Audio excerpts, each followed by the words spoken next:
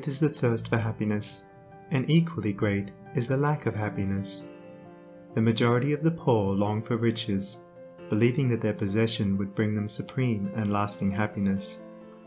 Many who are rich, having gratified every desire and whim, suffer from ennui and repletion, and are farther from the possession of happiness even than the very poor.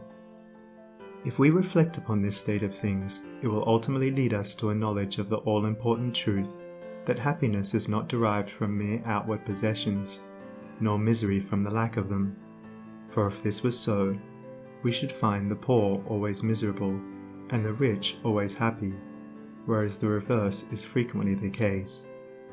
Some of the most wretched people whom I have known were those who were surrounded with riches and luxury, whilst some of the brightest and happiest people I have met were possessed of only the barest necessities of life.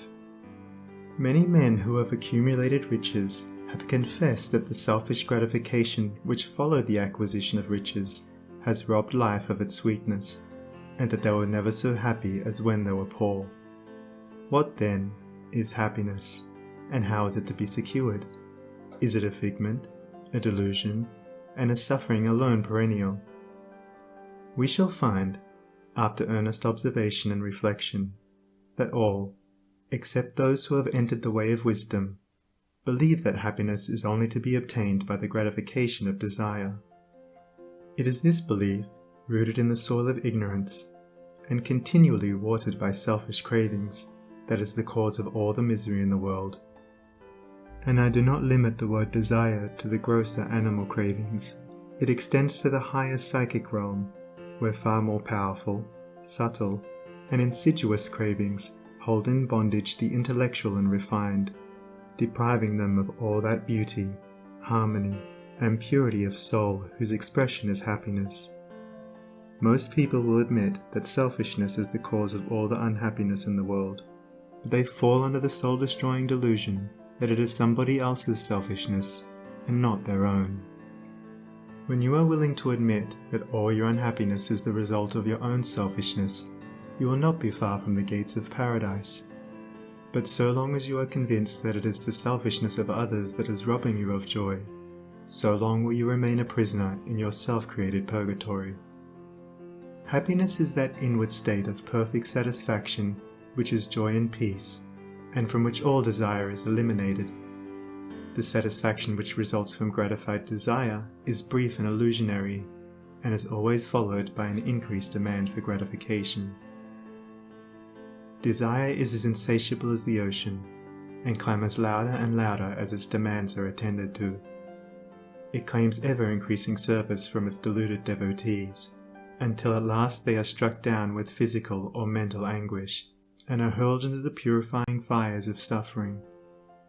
Desire is the reign of hell, and all torments are centered there. The giving up of desire is the realization of heaven, and all delights await the pilgrim there. I sent my soul through the invisible, some letter of that afterlife to spell, and by my soul returned to me, and whispered, I myself am heaven and hell. Heaven and hell are inward states. Sink into self and all its gratifications, and you sink into hell. Rise above self into that state of consciousness which is the utter denial and forgetfulness of self, and you enter heaven. Self is blind, without judgment, not possessed of true knowledge, and always leads to suffering. Correct perception, unbiased judgment, and true knowledge belong only to the divine state, and only insofar as you realize this divine consciousness can you know what real happiness is. So long as you persist in selfishly seeking for your own personal happiness, so long will happiness elude you, and you will be sowing the seeds of wretchedness. Insofar as you succeed in losing yourself in the service of others, in that measure will happiness come to you, and you will reap a harvest of bliss. It is in loving, not in being loved, the heart is blessed. It is in giving, not in seeking gifts, we find our quest. Whatever be thy longing or thy need, that do thou give, so shall thy soul be fed, and thou indeed shalt truly live. Cling to self and you cling to sorrow. Relinquish self and you enter into peace. To seek selfishly is not only to lose happiness, but even that which we believe to be the source of happiness. See how the glutton is continually looking about for a new delicacy wherewith to stimulate his deadened appetite, and how bloated, burdened, and diseased scarcely any food at last is eaten with pleasure. Whereas, he who has mastered his appetite, and not only does not seek, but never thinks of gustatory pleasure, finds delight in the most frugal meal. The angel form of happiness, which men, looking through the eyes of self, imagine they see in gratified desire, when clasped is always found to be the skeleton of misery. Truly, he that seeketh his life shall lose it, and he that loseth his life shall find it. Abiding happiness will come to you when, ceasing to selfishly cling, you are willing to give up. When you are willing to lose, unreservedly, that impermanent thing which is so dear to you, and which, whether you cling to it or not, will one day be snatched from you, then you will find that that which seemed to you like a painful loss turns out to be a supreme gain. To give up in order to gain, than this there is no greater delusion, nor no more prolific source of misery.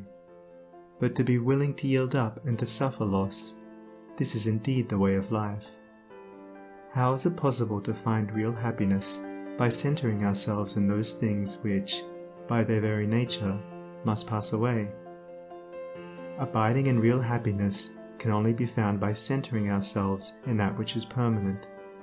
Rise, therefore, above the clinging to and craving for impermanent things, and you will then enter into a consciousness of the eternal, and as, rising above self, and by growing more and more into the spirit of purity, self-sacrifice, and universal love, you become centered in that consciousness, you will realize that happiness which has no reaction, and which can never be taken from you.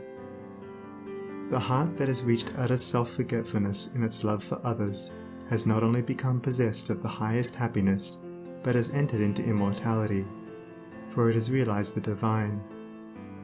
Look back upon your life, and you will find that the moments of supremest happiness were those in which you uttered some word, or performed some act, of compassion or self-denying love.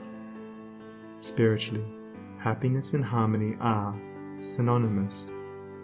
Harmony is one phase of the great law, whose spiritual expression is love. All selfishness is discord, and to be selfish is to be out of harmony with the divine order. As we realize that all-embracing love, which is the negation of self, we put ourselves in harmony with the divine music, the universal song, and that ineffable melody which is true happiness becomes our own. Men and women are rushing hither and thither in the blind search for happiness, and cannot find it, nor ever will until they recognize that happiness is already within them and round about them, filling the universe, and that they, in their selfish searching, are shutting themselves out from it. I followed happiness to make her mine, past towering oak and swinging ivy vine. She fled, I chased, o'er slanting hill and dale, o'er fields and meadows in the purpling vale. Pursuing rapidly o'er dashing stream, I scaled the dizzy cliffs where eagles scream. I traversed swiftly every land and em, but always happiness eluded me. Exhausted, fainting, I pursued no more, but sank to rest upon a barren shore. One came and asked for food, and one for alms. I placed the bread and gold in bony palms. One came for sympathy, and one for rest. I shared with every needy one my best. When lo, sweet happiness, with form divine, stood by me, whispering softly, I am thine. These beautiful lines of Burleigh's express the secret of all abounding happiness. Sacrifice the personal and transient, and you rise at once into the impersonal and permanent. Give up that narrow, cramped self that seeks to render all things subservient to its own petty interests, and you will enter into the company of the angels, into the very heart and essence of universal love. Forget yourself entirely in the sorrows of others and in administering to others, and divine happiness will emancipate you from all sorrow and suffering. Taking the first step with a good thought, the second with a good word, and the third with a good deed, I entered paradise. And you also may enter into paradise by pursuing the same course. It is not beyond, it is here. It is realized only by the unselfish. It is known in its fullness only to the pure in heart. If you have not realized this unbounded happiness, you may begin to actualize it by ever holding before you the lofty ideal of unselfish love and aspiring towards it. Aspirational prayer is desire turned upward. It is the soul turning toward its divine source, where alone permanent satisfaction can be found. By aspiration, the destructive forces of desire are transmuted into divine and all-preserving energy. To aspire is to make an effort to shake off the trammels of desire. It is the prodigal made wise by loneliness and suffering, returning to his Father's mansion. As you rise above the sordid self, as you break, one after another, the chains that bind you, you'll realize the joy of giving, as distinguished from the misery of grasping. Giving of your substance, giving of your intellect, giving of the love and light that is growing within you. You will then understand that it is indeed more blessed to give than to receive, but the giving must be of the heart without any taint of self, without desire for reward. The gift of pure love is always attended with bliss. If, after you have given, you are wounded because you are not thanked or flattered, or your name put in the paper, know then that your gift was prompted by vanity and not by love, and you were merely giving in order to get, were not really giving, but grasping. Lose yourself in the welfare of others. Forget yourself in all that you do. This is the secret of abounding happiness. Ever be on the watch to guard against selfishness, and learn faithfully the divine lessons of inward sacrifice. So shall you climb the highest heights of happiness, and shall remain in the never-clouded sunshine of eternal joy, clothed in the shining garment of immortality. Are you searching for the happiness that does not fade away? Are you looking for the joy that lives and leaves no grievous day? Are you panting for the waterbrooks of love and life and peace? Then let all dark desires depart and selfish seeking cease. Are you lingering in the paths of pain, grief-haunted, stricken sore? Are you wandering in the ways that wound your weary feet the more? Are you sighing for the resting place where tears and sorrows cease? Then sacrifice your selfish heart and find the heart of peace.